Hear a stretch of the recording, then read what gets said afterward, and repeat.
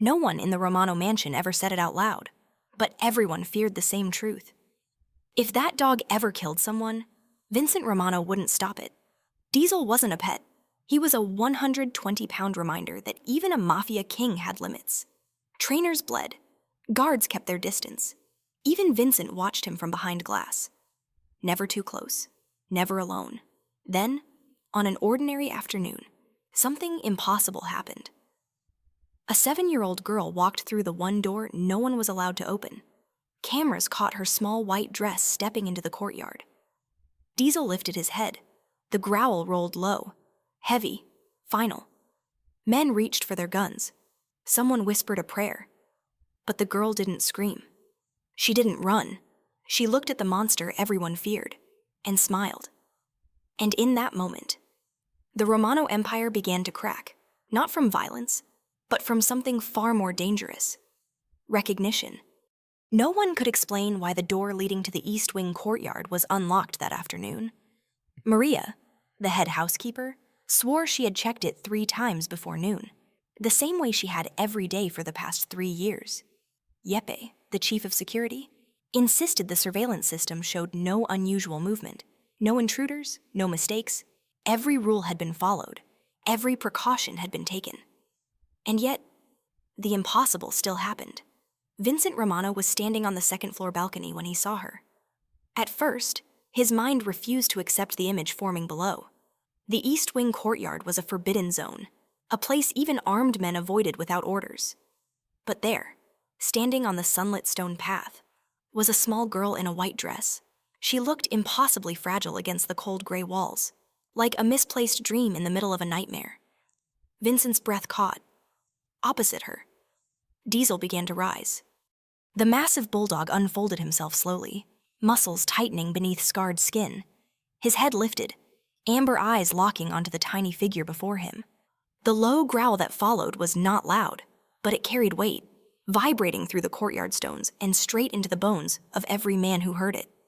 Seasoned guards froze mid-step, hands instinctively reached for weapons.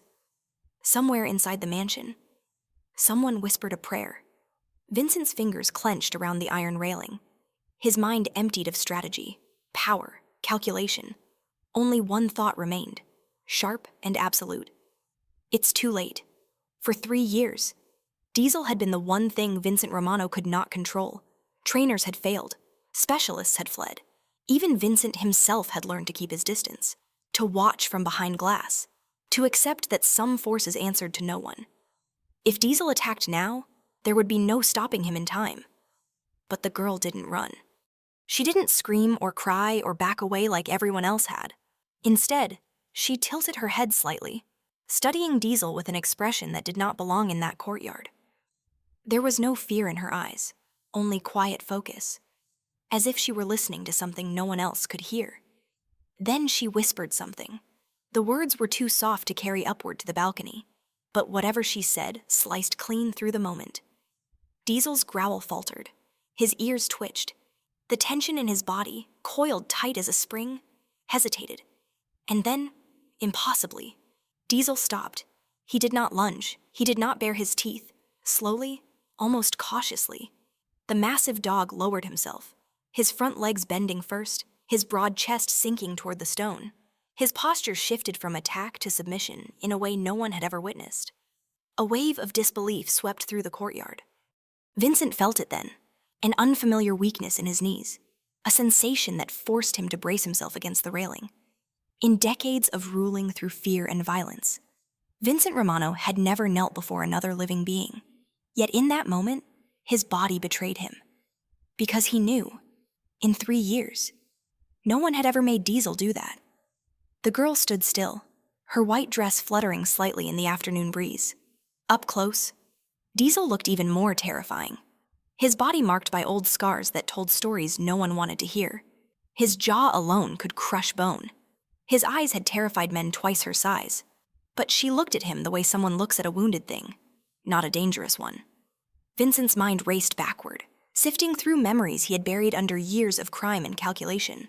Diesel arriving at the estate, the warnings, the uncontrollable rage, the strange way the dog reacted whenever children passed the gates in cars, barking once, then falling silent. At the time, Vincent had dismissed it as coincidence. Now, coincidence felt like a lie. Below, the girl took a small step forward. Gasps rippled through the onlookers. Yeppe was already moving, signaling men to hold their positions, knowing any sudden motion could shatter whatever fragile balance had formed. Diesel's head followed her movement, but his body remained low. His breathing slowed, heavy but steady, as if he were fighting something inside himself. Vincent's heart pounded in his chest, each beat louder than the last. He wanted to shout, to command the guards to intervene, to drag the child away, yet his voice refused to come. Something told him that any interruption now would end in blood. The girl stopped just out of reach. She knelt. The simple act struck Vincent harder than any gunshot ever had. In Diesel's domain, where fear ruled absolutely, a child had chosen to lower herself, to make herself smaller, weaker. It was madness. And yet, Diesel responded. The dog leaned forward, just slightly, his massive head hovering near her hands. His nostrils flared as he caught her scent. No fear, no adrenaline, no violence. Recognition. Vincent felt it ripple through him like a cold current. Recognition was not obedience. Recognition was something deeper, something older. The girl smiled then, a soft, almost sad curve of her lips, as if greeting an old friend after a long absence. She lifted her hand, slow and open, offering it without demand. Diesel hesitated. Time stretched thin, fragile as glass. Then his head lowered the rest of the way. He placed it gently against her small hand. The courtyard exhaled. Maria collapsed into a chair inside the mansion, tears spilling freely. Guards stood frozen, unable to reconcile what they were seeing with everything they believed about power and danger. Yeppe lowered his weapon, his face pale. Vincent Romano could not move. The image before him shattered something deep inside, something he had armored over years ago when love had proven too costly. He watched the most dangerous creature he owned submit not to force, not to fear, but to gentleness. And worse, he felt a terrible certainty settling in his chest. This was not a miracle. This was not luck. This was memory awakening.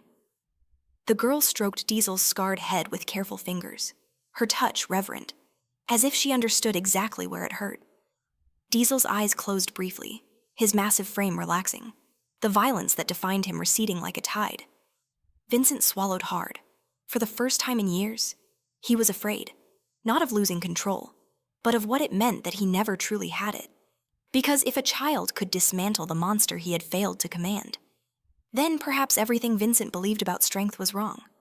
And perhaps the door that should never have been opened had not opened by accident at all. If this story touched your heart, follow the channel to enjoy many more heart-stirring stories every week. The courtyard did not erupt into chaos after that moment. That was the most unsettling part. No alarms blared. No men rushed forward. Diesel did not suddenly remember what he was supposed to be. Instead, an unnatural stillness settled over the east wing, thick and fragile, as if one wrong breath could shatter it. Vincent Romano remained frozen on the balcony, long after reason told him to act. Below, the girl knelt beside Diesel as though she belonged there, as though the stone courtyard had been waiting for her all along. Her hand rested lightly on the dog's scarred head, not gripping, not restraining, just present. Diesel stayed still, his massive body curved around her like an instinct he no longer questioned. Vincent had built his life on reading moments. Timing was everything in his world. Knowing when to strike, when to wait, when to show mercy, and when to erase it completely. Yet this moment refused to fit into any rule he understood. Yeppe approached the balcony with careful steps. "Boss," he said quietly, afraid to raise his voice. "Give the word." Vincent didn't look at him. His eyes never left the courtyard. "No," he replied. The word surprised them both. "Not yet." Yeppe hesitated. "If that dog snaps—" "He won't," Vincent said, cutting him off. The certainty in his own voice unsettled him more than Yeppe's warning ever could. Diesel had snapped at men twice the girl's size. He had lunged at trained handlers armed with restraints and tranquilizers. Violence had always been his language. And yet, here he was, breathing slowly, as if remembering something he had long forgotten. Vincent descended the stairs alone. Each step felt heavier than the last. The closer he got, the more clearly he could see the scars etched into Diesel's body. Old wounds. Poorly healed, some shaped like bite marks. Others like burns or pressure sores from restraints used too long and too cruelly. The girl noticed him when he reached the edge of the courtyard. She looked up, her dark eyes meeting his without hesitation. There was no fear there, no recognition either. Vincent Romano, the man who ruled half the city from the shadows, was just another adult in her line of sight. "He's not bad," she said softly. The words struck Vincent with unexpected force. No one had ever said that about Diesel. Not once. The dog had been labeled dangerous, unstable, uncontrollable, a problem to manage, a threat to contain, never misunderstood, never hurt. Vincent swallowed. "You shouldn't be here," he said, his voice lower than usual. She nodded as if agreeing with a simple fact. "I know. And yet you came." Her fingers brushed gently over Diesel's ear, careful of a jagged scar near the edge. He was calling. Vincent almost laughed. Almost. The absurdity of it pressed against his chest, but the sound never came, because Diesel shifted slightly at her touch, leaning into it, and Vincent knew this was not imagination. Something had called her. "What's your name?" Vincent asked. "Sophia?" The name settled somewhere deep inside him, stirring a memory he didn't want to face. He turned away from it quickly. "You frightened my people," he said, not unkindly. Sophia tilted her head. "They're afraid of him. That's because they should be." Sophia looked back at Diesel. "Fear makes things loud," she said. "Pain makes them quiet." Vincent stared at her. Children weren't supposed to speak like that. They weren't supposed to see through the world so cleanly. He had seen men twice her age crumble under less understanding. "How do you know he's in pain?" Vincent asked. Sophia didn't answer immediately. She traced one of Diesel's scars with her eyes, not touching it. "Because he sounds like my grandma did," she said at last. "When it hurt too much to sleep." The courtyard felt suddenly smaller. Vincent had lost people. Too many to count. He had learned to survive by closing doors inside himself, locking grief behind steel and silence. Yet this child spoke of pain the way survivors did, not victims. "Where are your parents?" he asked quietly. Sophia's hand stilled. "They're gone." A familiar weight pressed against Vincent's chest. Gone could mean many things in his world. He didn't ask how. He didn't need to. Diesel shifted again, placing more of his weight against her side. The movement was subtle but deliberate, protective in a way Vincent had never seen before. This was not dominance. This was choice. Vincent felt something crack. He remembered another small hand once placed in his own, long ago, before the world had taught him what it cost to care. He remembered promising himself never to feel that weakness again. Yet here it was, standing in his courtyard, wearing a white dress and touching a monster like it was nothing more than a wounded soul. "Who let you in here?" Vincent asked. Sophia shrugged. The door was open. Vincent's jaw tightened. Doors like that were never opened by accident. He had built his empire on making sure of it. And yet, he could not bring himself to call this a mistake. Around them, the mansion watched in silence. The men who feared Diesel now feared something else entirely. The unraveling of rules. The soft collapse of certainty. Vincent Romano had always believed control came from force, from making others bend. But Diesel hadn't bent. He had remembered. And Vincent, standing there in the fading afternoon light, began to realize the most dangerous thing in his empire was no longer the dog. It was the girl who had walked through the door that should never have been opened, and in doing so, had quietly challenged everything he believed about power, fear, and loyalty. When Sophia was finally led back into the mansion, the East Wing courtyard did not return to normal. Diesel remained where she had left him, his massive body resting against the stone, as though movement itself had lost its purpose. Guards watched from a distance, uneasy in a way they could not name. The dog who once paced like a storm now lay still, his amber eyes fixed on the door through which the girl had disappeared. Vincent observed this from his study window long after the sun had begun to sink. He had given orders for no one to disturb the courtyard. No sudden sounds, no unnecessary movement. It was not fear that drove the command, but caution. Whatever had shifted inside Diesel felt fragile, like glass warmed too quickly. Inside, Sophia sat quietly in the sitting room beside her grandfather. Antonio Castagnano spoke with Vincent in low tones, but Sophia heard little of it. Her gaze wandered toward the east wing, drawn by an ache she did not know how to explain. Something important was waiting there. "You scared them," Antonio said gently, brushing her hair back. There was concern in his voice, but also something else. Familiarity. Sophia shook her head. They were scared before. Vincent turned toward her. "Why didn't you run?" The question escaped him before he could stop it. It was the wrong question, and he knew it the moment it landed. Sophia considered him carefully. "Running makes it worse," she said. "When someone is hurting, and you leave, they think they're alone again." The words settled between them, heavy and precise. Vincent had spent a lifetime leaving before anyone could leave him. He had called it survival. Hearing it named felt like exposure. Night fell slowly over the estate. Diesel did not eat. Maria noticed first. The bowl of fresh meat slid through the slot remained untouched. This had never happened before. Even on his worst days, Diesel ate. Hunger had been the one constant left to him. Vincent returned to the courtyard alone. Moonlight painted the stone paths silver, and the jasmine along the walls carried a scent that felt out of place in a territory once ruled by violence. Diesel lifted his head when Vincent approached, but there was no warning growl, only watchfulness. "You're waiting," Vincent said quietly. Diesel did not move. Vincent crouched several steps away, careful not to cross an invisible line he still respected. For the first time, he noticed how old the dog looked when he was still. The scars told a story of endurance, not strength. "She'll be gone tomorrow," Vincent said. "Her grandfather will leave after our business is finished."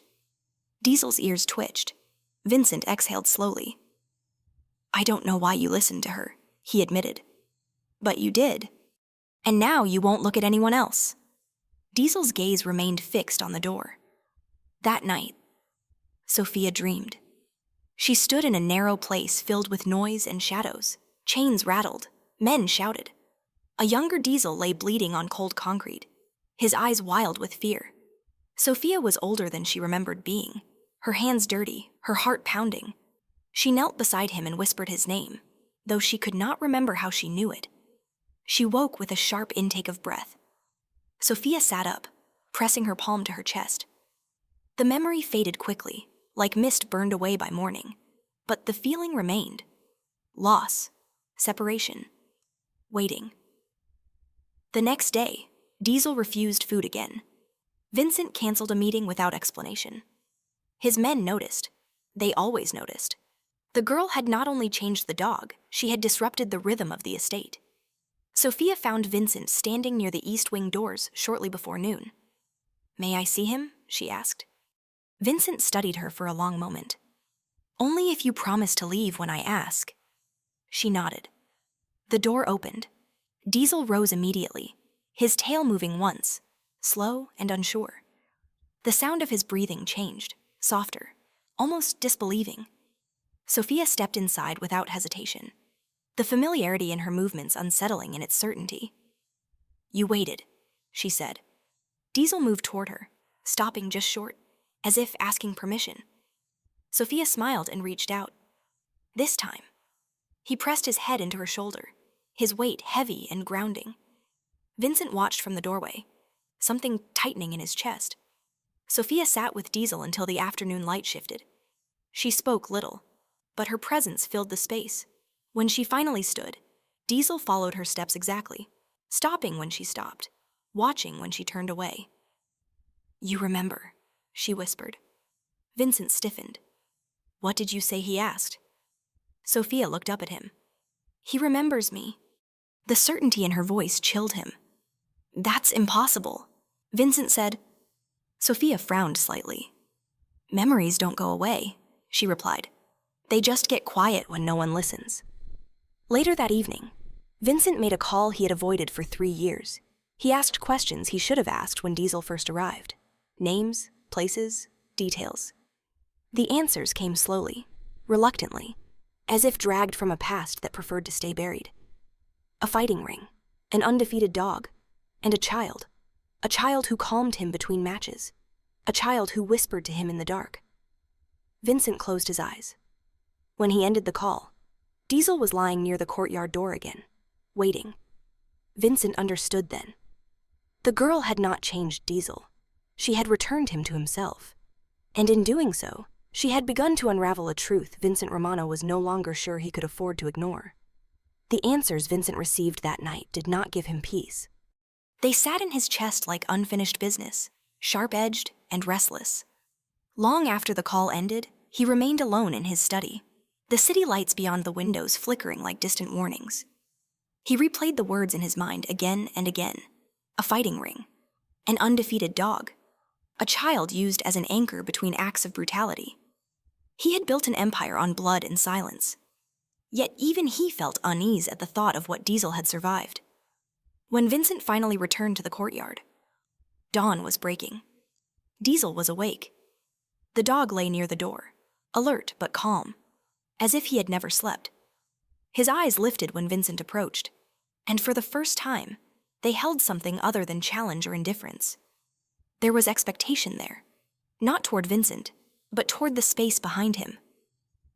"She won't be here forever," Vincent said quietly, though no one had asked. Diesel's ears flicked.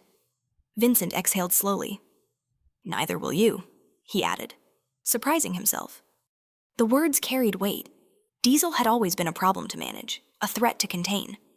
For the first time, Vincent considered the possibility that the dog was not broken, only unfinished.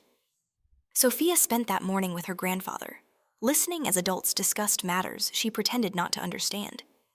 Yet her attention drifted constantly toward the east wing. Something inside her tugged gently, insistently. "You've been quiet," Antonio observed. Sophia nodded. "He's afraid." Antonio followed her gaze. "The dog." Sophia shook her head. "The man." Antonio smiled faintly. He had lived long enough to recognize truths that frightened powerful men more than guns ever could. By afternoon, Vincent made a decision he would later realize marked the beginning of his undoing.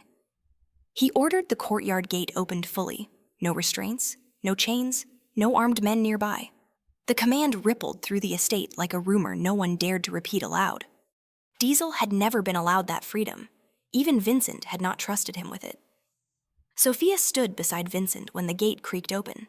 Diesel rose slowly, uncertain. The open space before him felt unreal. He took one step forward, then stopped, glancing back at Sophia. She smiled. "It's okay," she said softly. "I'm still here." Diesel moved. The way he walked was careful, deliberate, as if he expected the world to punish him for choosing wrong. He circled once, then returned to Sophia's side, pressing against her leg with quiet insistence. Vincent felt a tightening in his throat. He saw then what had always been missing in Diesel's life. Not discipline, not dominance, continuity. Sophia did not leave. She stayed with Diesel through the afternoon, sitting on the stone path, talking in fragments and half-stories. Vincent did not hear the words, only the tone. It was not training. It was intimacy of a rare, dangerous kind. Later, Vincent joined them. Diesel watched him closely but did not rise. That alone felt like a concession Vincent had not earned. "You remember her," Vincent said. Diesel's gaze flicked briefly to Sophia. "That's not normal," Vincent continued. "Memory like that doesn't survive what you went through." Sophia looked up at him. "It does if someone waits." The sentence struck deeper than it should have. Vincent turned away, hiding the reaction behind a mask he had perfected over decades. He remembered waiting once, a hospital corridor, a small hand slipping from his grasp, a promise made too late. He had sworn never again. As evening approached, the estate received unexpected visitors. 2 men arrived unannounced at the front gate, bearing familiar insignia Vincent recognized instantly. Rivals, not bold enough to challenge him openly, but curious enough to test the rumors already spreading. Word travels fast when something impossible happens. Vincent greeted them himself, his expression cold and unreadable, yet his mind remained in the courtyard. "Your dog," one of the men said casually. "We hear he's different now." Vincent smiled without warmth. Rumors grow when men are bored. The man laughed, eyes drifting toward the east wing. "Careful, Romano. Weakness attracts attention." Vincent's smile faded. Weakness. The word followed him long after the men were escorted away. That night, Sophia prepared to leave the next morning. The knowledge settled heavily over the estate. Diesel sensed it before anyone told him. His movements grew restless, his attention fixed on her every step. Sophia knelt beside him as dusk deepened. "I have to go," she whispered. "But I'll come back." Diesel whined softly, the sound low and raw. Vincent watched from a distance, something tightening dangerously inside him. He had allowed this connection knowing it could not last, yet now he felt the weight of its ending. Sophia stood and turned toward the door. Diesel followed. He stopped only when Vincent stepped between them. For a moment, the old tension flared. Vincent held his ground, not out of dominance, but necessity. "She needs to leave," Vincent said quietly. Diesel stared at him, amber eyes dark with something dangerously close to grief. Sophia reached for Vincent's sleeve. "It's not goodbye," she said. Vincent looked down at her, and for the first time, he did not see a child. He saw someone who understood loss intimately. "Then why does it feel like one?" he asked. Sophia smiled sadly. "Because good things always feel like that before they come back." She hugged Diesel. The embrace was brief, but it carried the weight of years lost and promises unspoken. When she stepped away, Diesel did not follow. He watched. Vincent felt it then, the final confirmation he had been avoiding. Diesel was not bound to this place. He was choosing it. And Vincent Romano realized with a chill that whatever bond had formed here was stronger than loyalty bought with fear. It was something he could not command. Only witness. As Sophia disappeared down the corridor, Diesel remained still, patient, waiting. And Vincent understood that the most dangerous transformation had not occurred in the dog, but within himself, where old memories had begun to stir, refusing to stay buried any longer. Sophia left at dawn. The estate woke to the quiet precision of departure, engines idling softly beyond the gates, voices kept low out of habit rather than necessity. Vincent watched from the upper landing as Antonio clasped his granddaughter's shoulders, whispering reassurances meant as much for himself as for her. Sophia nodded, composed, her small bag held neatly at her side. She did not look back toward the east wing. Diesel did. He stood at the threshold of the courtyard, body tense but still, his gaze fixed on the space Sophia had occupied the night before. The air held the echo of her presence, a warmth that had not yet dissipated. When the car finally rolled away, Diesel's tail moved once, uncertain, then stilled. He did not follow. He waited. Waiting, Vincent realized, was not the same as obedience. The day unfolded with the dull persistence of routine trying to reassert itself. Meetings resumed, phones rang, orders were given and received. The machinery of Vincent Romano's world continued to turn. Yet beneath it, something resisted, a subtle drag that slowed every decision. Diesel did not eat. By midday, Maria had tried twice. The bowls returned untouched. Vincent dismissed her with a nod and went to the courtyard himself. Diesel lifted his head when he approached, eyes bright, searching past him. She said she'd come back. Vincent said. Diesel exhaled, a low sound that carried neither challenge nor submission. Vincent sat on the stone steps, closer than he had ever dared. He did not reach out. He knew better now. Trust could not be rushed without breaking it. "You were trained to survive," Vincent continued quietly. "So was I." The words surprised him with their honesty. He had not intended confession. Yet the courtyard had become a place where masks felt heavier than silence. Diesel shifted, angling his body toward Vincent just enough to acknowledge him. It was not affection. It was allowance. That evening, the consequences arrived. A shipment meant to pass unnoticed through the port stalled without explanation. A trusted intermediary delayed payment. Then came the call Vincent had been expecting since the previous night, the one that confirmed what he already sensed. Rumors had moved faster than truth. "You're distracted," the voice on the other end said mildly. That's dangerous. Vincent ended the call without reply. He stood alone in his study afterward, staring at the city he controlled, feeling for the first time that control slipping at the edges. Power demanded focus. It demanded the ruthless removal of anything that threatened stability. Diesel threatened stability. Sophia threatened it more. Vincent returned to the courtyard after midnight.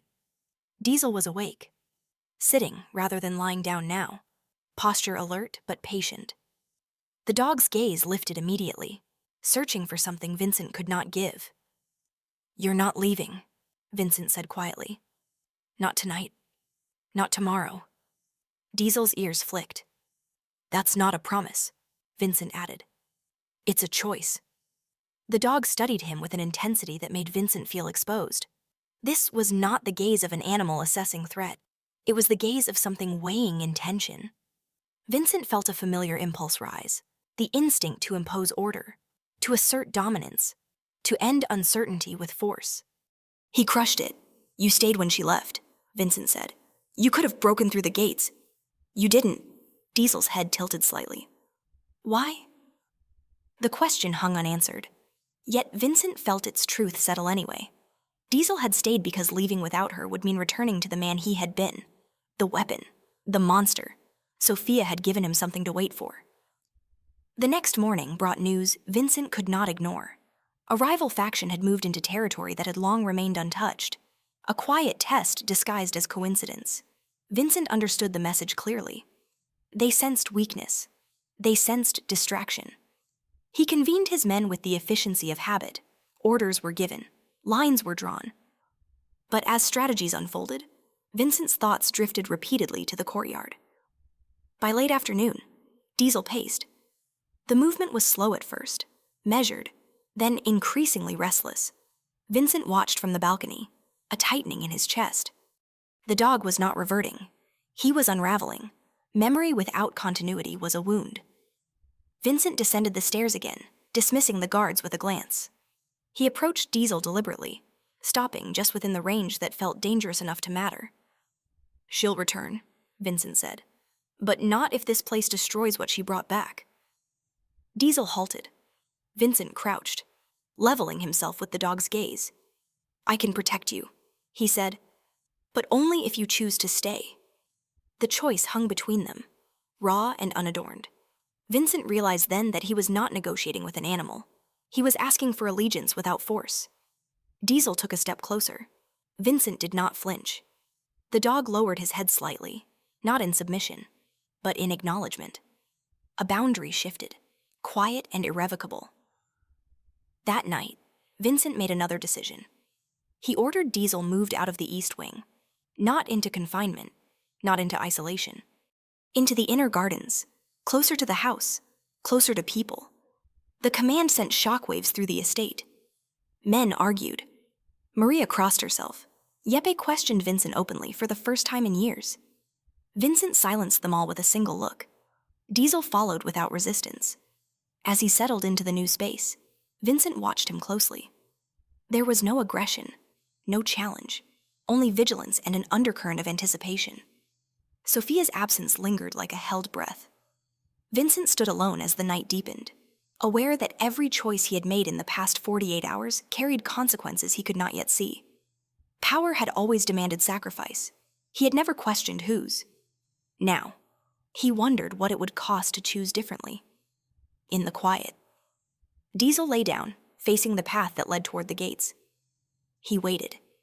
And Vincent Romano, watching the most dangerous creature he owned choose patience over violence, felt the unmistakable certainty that the true battle had only just begun. The truth did not arrive all at once. It surfaced in fragments, pulled from places Vincent Romano had learned never to look too closely. The first confirmation came before noon. A message from an old contact, someone Vincent had paid years ago to forget details that no longer served him. The tone was cautious, almost apologetic, as if the past itself were reluctant to be named. Vincent read it once, then again, each word pressing deeper than the last. The fighting ring had not been shut down quietly. It had burned, dismantled in a raid meant to erase evidence, not save lives. Records destroyed, names buried. Only rumors survived. And among those rumors was a story Vincent had dismissed at the time as sentimentality. A child, not a trainer, not a handler. A child used to calm the dogs between matches. Someone small enough to slip through cages, gentle enough to quiet rage. Someone the dogs recognized when nothing else reached them. Sophia. Vincent closed his phone slowly, the weight of understanding settling like a verdict. What had happened in his courtyard was not coincidence or instinct alone. It was history resurfacing, demanding acknowledgement. Outside, Diesel paced the inner garden with measured steps, no longer frantic, no longer wild. His restlessness carried direction now, a contained energy that watched rather than struck. Vincent observed from the window, noting how guards unconsciously adjusted their movements around him, no longer out of terror, but caution, respect. The difference mattered. By afternoon, the pressure intensified. A rival family sent a formal request for a meeting, framed as courtesy but edged with threat. Vincent declined. Within the hour, a shipment rerouted without authorization. A second message followed, this one less polite. Vincent understood the pattern. They were circling, testing, waiting for him to overcorrect, to expose weakness through excess force. Diesel was not the problem. Sophia was, more precisely, what she represented. Vincent summoned Yeppe to his study. The man entered stiffly, already sensing the shift in power that had begun to unsettle the estate. I want everything you can find, Vincent said, on the Castagnano family. Quietly, Yeppe hesitated. Boss, if word gets out, it won't. Vincent cut in, because if it does, we'll already be too late. Yeppe nodded once and left without another word. That evening, Vincent received a call he did not expect. Antonio Castagnano's voice came through strained, carrying an urgency that bypassed pleasantries. Their departure had not gone as planned. A detour forced by sudden road maintenance. A car that followed too closely. A delay that felt intentional. She's safe, Antonio said quickly, anticipating Vincent's silence. For now. Vincent closed his eyes. For now isn't enough, he replied. He ended the call and stood motionless, listening to the quiet hum of the house. Every instinct screamed for action, for decisive force. Yet he understood now that this situation required restraint sharper than violence. Diesel sensed it. The dog approached Vincent as he stepped into the garden, stopping a careful distance away. Vincent met his gaze without flinching. They know about her, Vincent said quietly. Not everything, but enough. Diesel's body tensed, a low vibration passing through his frame. Not aggression, readiness. She can't come back yet, Vincent continued. Not until this ends. Diesel did not move, but something darkened in his eyes. Vincent felt it then, unmistakably. This was not the fury Diesel had once unleashed without direction. This was focus. You'd protect her. Vincent said, it was not a question. Diesel stepped closer.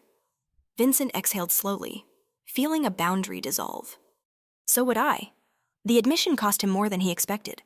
Protection had always been transactional in his world. You earned it. You paid for it.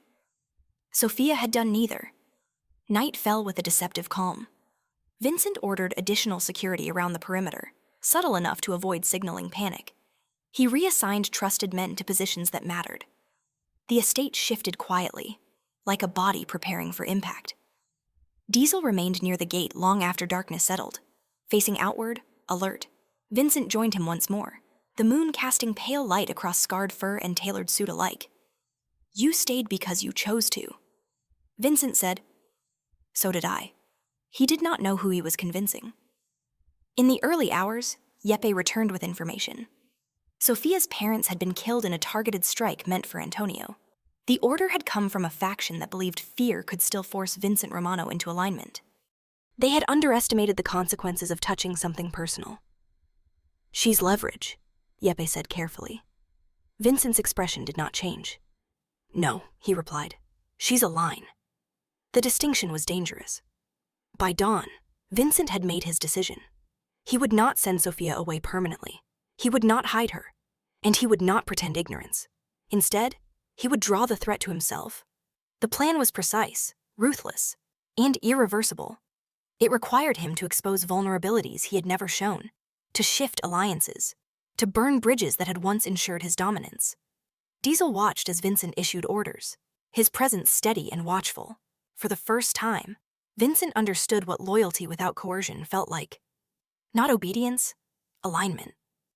When the sun rose fully, Vincent stood alone at the edge of the garden, looking toward the road beyond the gates. "She'll come back," he said quietly, not as a hope, but a certainty.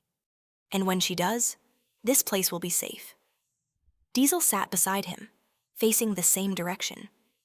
Two sentinels, bound not by command, but by a shared understanding. The truth had finally surfaced, and it demanded a price Vincent Romano was prepared to pay. Sophia returned without announcement. No convoy, no warning call, no carefully negotiated permission. Just a small figure stepping through the outer gate at dusk, holding Antonio's hand, her other fingers curled tightly around the strap of a worn canvas bag. The guards froze. Protocol screamed for action. Radios lifted halfway to mouths, yet no one moved. Because Diesel was already there. He rose from his place near the inner garden the moment her scent reached him, body going still, ears lifting, breath held as if the world itself had paused. For one suspended second, Vincent watched from the balcony, heart hammering against a ribcage that had survived bullets and betrayal. Diesel did not run. He walked, each step deliberate, controlled, as if afraid that speed might break something fragile and irreplaceable. Sophia saw him and stopped. Her eyes widened, then softened, and she dropped to her knees without hesitation, bag falling forgotten beside her. "I knew you'd wait," she whispered. Diesel closed the distance and lowered his massive head until his forehead touched hers. No growl, no tension, just a soundless exchange that made hardened men look away, unsettled by something dangerously close to tenderness. Vincent exhaled for the first time since spotting her. Antonio approached him moments later, his face drawn tight with exhaustion and fear. "They followed us," he said quietly. "We lost them near the ridge, but they wanted us to be seen. This wasn't a mistake." "I know," Vincent replied. "That's why she's here." Antonio searched his face. "This place is a war zone." Vincent's gaze never left the courtyard. So is the world she's already survived. Sophia stood, brushing dust from her dress, and only then did she look up. Their eyes met across the space. Vincent felt the impact like a blow he had no defense against. There was no fear in her expression, only curiosity. And something else. Expectation. "You said this place would change," she said simply. "I wanted to see if it had—" Vincent descended the steps slowly, acutely aware of every gaze tracking him. He stopped a careful distance away. "It has," he answered. "Because of you." Sophia considered him with unsettling seriousness. "Then I can stay." The question was soft. The weight behind it was not. Before Vincent could respond, Diesel shifted closer to her side, a silent presence that altered the balance of power without a word. Vincent understood then that this was not a request made to him alone. It was a decision shared. "Yes," Vincent said. "But things will be different now." Sophia nodded. "They always are." The night unfolded under a tension no one pretended not to feel. Vincent doubled security, not with visible force, but strategic absence, leaving paths open where traps waited unseen. Messages were sent, alliances tested, enemies invited closer under the illusion of access. Sophia was kept near the house, not confined, but protected by layers no child should have needed. Diesel remained at her side, calm, watchful, his presence altering the behavior of everyone around him. Later, Vincent found her in the inner garden, sitting cross-legged on the grass with Diesel's head resting heavily in her lap. She stroked the scar above his eye with careful fingers. "They hurt him," she said quietly. "Yes," Vincent replied. "They hurt people too." She continued. "It wasn't an accusation, it was an observation." "You don't like to talk about it." "No," Vincent said. "I don't." Sophia looked up at him then. "You should." The simplicity of the statement disarmed him. "I can't," Vincent said after a moment. "Not yet." Sophia accepted that with a nod. Okay. But one day, she returned her attention to Diesel, humming softly under her breath. The sound carried through the garden, thin but steady, threading something fragile through the dark. Vincent felt the unfamiliar ache of something tightening in his chest. This was not weakness. This was exposure. Near midnight, the attack came. It began with silence, a power cut precise enough to plunge only the outer perimeter into darkness. Vincent moved instantly, issuing orders through secured channels. Men shifted, lights redirected, traps armed. Sophia was already standing. Diesel positioned himself in front of her, body low, eyes burning with focus. Vincent reached them just as the first breach alarm sounded. Inside, Vincent ordered. Sophia shook her head. They'll be scared. So will you, Vincent snapped. She met his gaze evenly. I know how to make him listen. The words stopped him cold. This was the cost he had not calculated. Another alarm. Closer now. Vincent made his choice. Stay behind me, he said. Both of you. They moved together through the corridor as chaos rippled outward. Diesel advanced without breaking formation. A shadow aligned with Vincent's movements, their steps synchronized by instinct rather than command. Gunfire echoed in the distance. Shouts. The clash of steel. And through it all, Sophia remained silent, her small hand gripping Vincent's sleeve. At the edge of the inner hall, the threat revealed itself.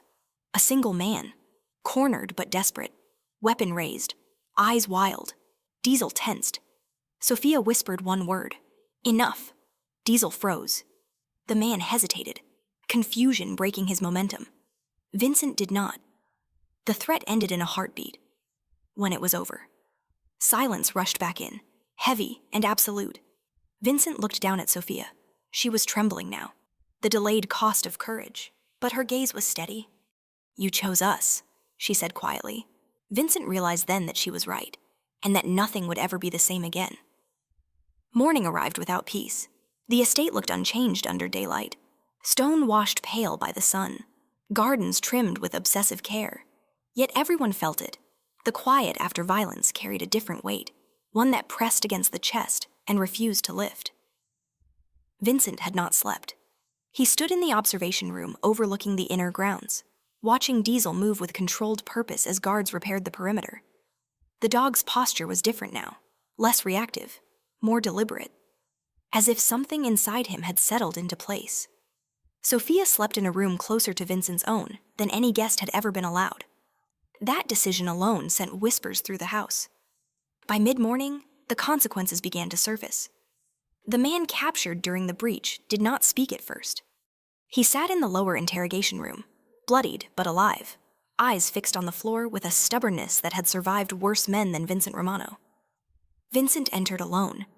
He did not raise his voice. He did not threaten. He simply placed a photograph on the table.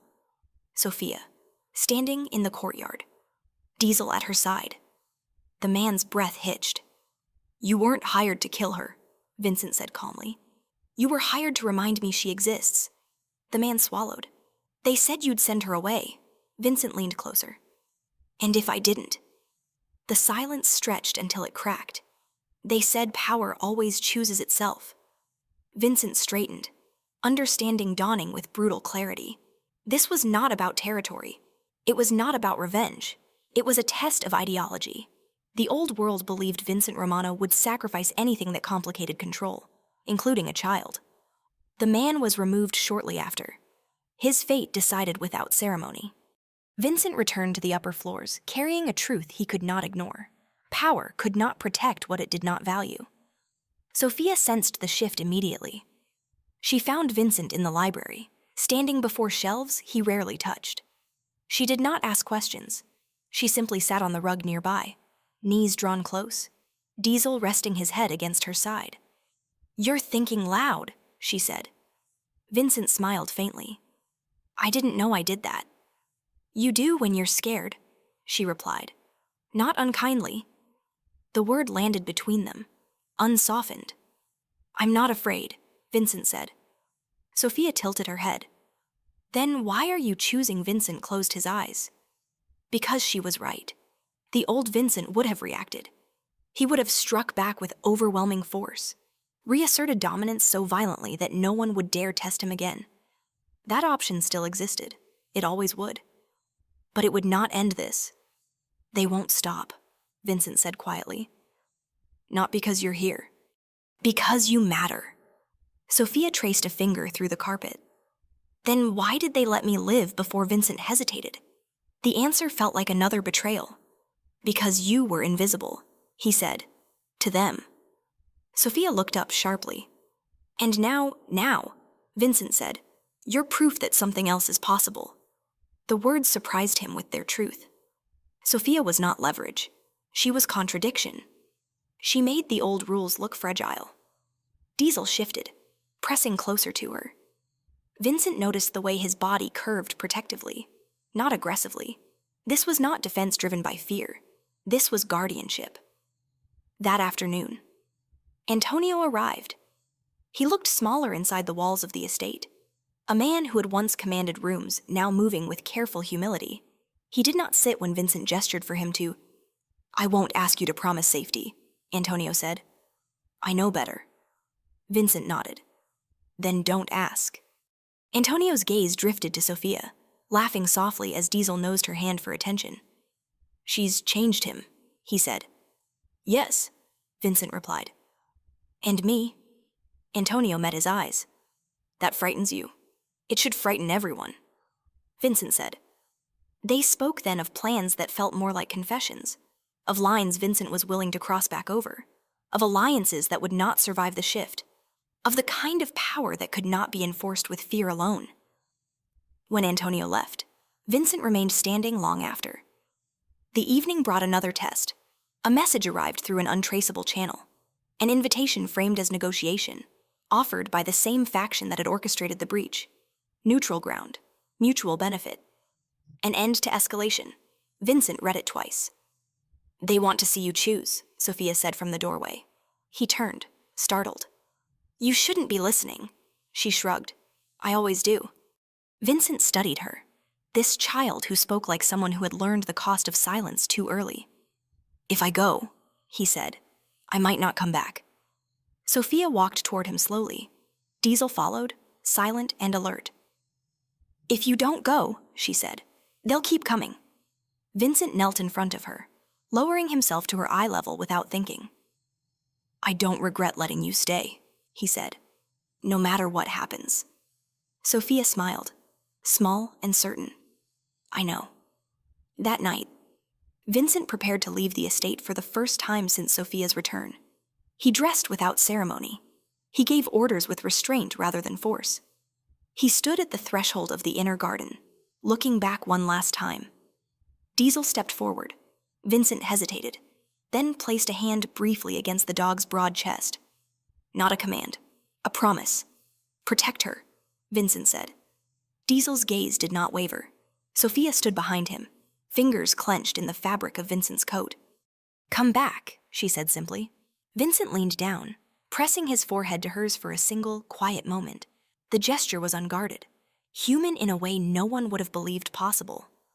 As the gates closed behind him, the estate fell into a watchful stillness.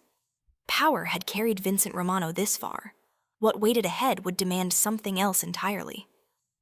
Vincent Romano did not arrive alone. The neutral ground chosen for the meeting was an old riverside estate, abandoned just enough to feel forgotten, guarded just enough to feel dangerous. Fog rolled low over the water, swallowing sound, turning every step into a calculated risk. Vincent stepped from the car without haste, his expression unreadable, his presence precise. Across the courtyard, the men waiting for him straightened. They had expected fury, retaliation, a show of dominance meant to restore balance through fear. What unsettled them was restraint. You came, one of them said, a man with too many rings and a smile sharpened by ambition. I always do, Vincent replied. When the price is honesty. They moved inside, past empty halls and broken chandeliers, into a room stripped bare of comfort. Negotiation demanded clarity. Anything decorative would only distract from intent. You're changing, the man said once they were seated. That makes you unpredictable. Vincent folded his hands calmly. No, I'm becoming precise. The man leaned back. You protected the child. That's weakness. Vincent's gaze lifted, cold and steady. You touched her. That was stupidity. The tension tightened, drawn thin as wire. They spoke of territory, of routes and influence, of agreements written in language that pretended to be civilized. Vincent listened. He allowed silence to do its work. And when they finished, when they waited for him to concede something measurable, he stood. "This ends tonight," Vincent said. "Not with compromise. With separation?" The man laughed. "You don't get to redraw the world." Vincent smiled then, a small, humorless curve of his mouth. "I do. Because I'm leaving it." The room stilled. "I'm dismantling my outer operations," Vincent continued. "Ports, transit corridors, anything that turns violence into profit. You can fight for what remains, or you can let it collapse and scramble to survive the fallout. You're lying. Someone snapped." Vincent shook his head once. "I'm done." They saw it then. Not retreat, renunciation. Power abandoned was power ungoverned, and that frightened them more than retaliation ever could. As Vincent turned to leave, a gun lifted. The sound was sharp. Final. Vincent did not fall. Outside, the fog broke as Diesel lunged from the shadows, massive and unstoppable, intercepting what would have been fatal. Chaos erupted, men shouting, weapons drawn, but the moment had already passed. Vincent did not look back. By dawn, the war was over, not declared, not celebrated, simply ended. Its structure hollowed out until nothing remained worth defending. Alliances fractured, rivals turned inward. The old order collapsed under the weight of its own certainty. Vincent returned to the estate as the sun crested the horizon. Sophia was waiting on the steps, wrapped in a blanket far too big for her, Diesel sitting at her side, uninjured but watchful. The moment she saw Vincent, she ran. He caught her without hesitation, holding her tightly, his composure finally breaking in the privacy of her small arms around his neck. For a long moment, he did not speak. "You came back," she whispered. "Yes," Vincent said. "And I'm staying." She pulled back just enough to look at him. "Did you win?" Vincent considered the question carefully. "No," he said. "I chose." Sophia smiled, satisfied. The days that followed felt unreal in their quiet. Men left the estate. Others stayed, uncertain but loyal. Operations once central to Vincent's empire were shut down with deliberate finality. Resources were redirected, lines erased, the city noticed. Whispers spread of a king stepping down without bloodshed, of power laid aside rather than seized. Some called it weakness. Others watched closely, waiting to see what filled the vacuum. Vincent did not care. He spent his mornings in the garden now, afternoons walking the grounds with Sophia, listening as she pointed out things she liked, disliked, wanted to change. Diesel followed them like a shadow softened by purpose.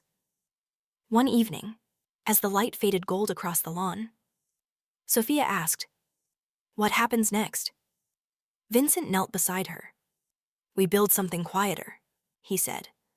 "Something that doesn't need fear to exist." Sophia leaned into his side. "That sounds hard." "It is," Vincent replied. "But it's honest." That night, Vincent stood alone on the balcony once more. The city spread before him. It no longer felt like something he owned. It felt like something he belonged to. Below, Diesel lay near the path, no longer guarding the gates, no longer waiting for violence. He slept. Inside, Sophia dreamed peacefully for the first time since her return. Vincent closed his eyes, aware that the life he had chosen would cost him more than the one he had abandoned. But for the first time, the cost felt worth paying. The war was over. What remained was the courage to live with the choice that ended it. The silence that followed the war was not empty. It was deliberate. Weeks passed, marked not by gunfire or coded calls, but by small rituals that slowly rewrote the meaning of the estate. Gates opened earlier, guards lowered their voices. The inner garden, once a strategic buffer, became a place where footsteps were unmeasured and time felt unguarded. Vincent Romano learned the discipline of staying. He still woke before dawn, habit etched too deeply to erase, but now his mornings began with coffee on the terrace, and the soft sound of Sophia's laughter drifting through open windows. Diesel lay nearby, massive and calm, his presence no longer a warning, but an assurance. The city adjusted.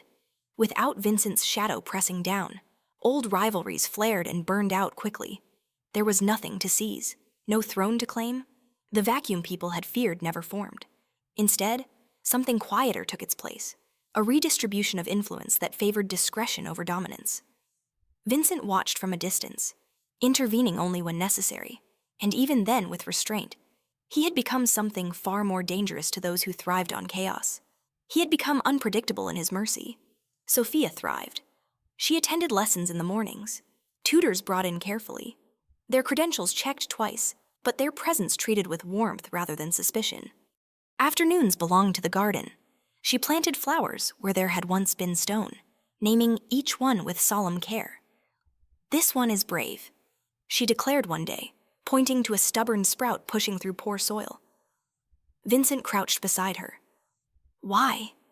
"Because it chose to grow here," she said. The answer stayed with him. Diesel changed too, in ways no one could have predicted. His movements softened. His vigilance remained, but it no longer ruled him. He followed Sophia like a guardian who understood that protection did not always mean standing between danger and the vulnerable. Sometimes it meant allowing joy to exist unchallenged. One evening, as the sun slipped low, Vincent found Sophia sitting with Diesel's head in her lap, reading aloud from a book too large for her hands. Diesel listened, eyes half closed, breath even. "You know," Sophia said without looking up, "he likes stories where no one gets hurt." Vincent smiled. "So do I." She glanced up at him then, studying his face with that unsettling clarity. "You're different now." "So are you," Vincent replied. Sophia considered that. "I think we helped each other." Vincent nodded, feeling the truth of it settle deep. He had spent a lifetime believing salvation was something earned through suffering.